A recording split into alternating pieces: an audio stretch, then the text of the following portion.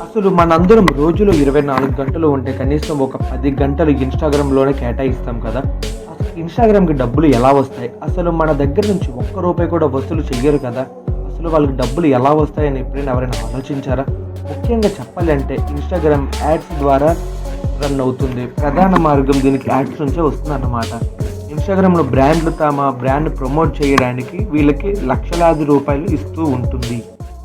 వీటిలో యాడ్స్‌లో పలు రకాలు ఉంటాయి. దాంట్లో మొదటి ఫీడ్ యాడ్స్, మరొకటి స్టోరీ యాడ్స్, ఇంకొకటి రీల్స్ యాడ్, ఇంకోటి ఎక్స్‌ప్లోర్ యాడ్స్. కంపెనీలు డబ్బులిచ్చి తమ యాడ్స్‌ని ప్రదర్శిస్తూ ఉంటాయి. ఇంకోటి ఇన్‌ఫ్లుయెన్సర్ మార్కెటింగ్.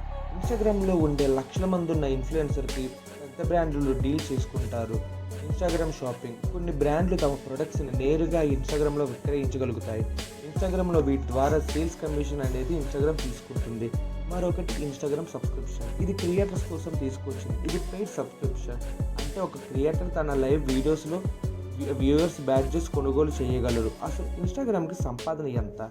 ఒక 2023లో మాత్రమే దీని ఆదాయం 4,00,000 కోట్లకు పైగా ఉంది. అలానే ఇన్‌స్టాగ్రామ్ మొత్తం ఆదాయం 97% యాడ్స్ నుంచే వస్తుంది.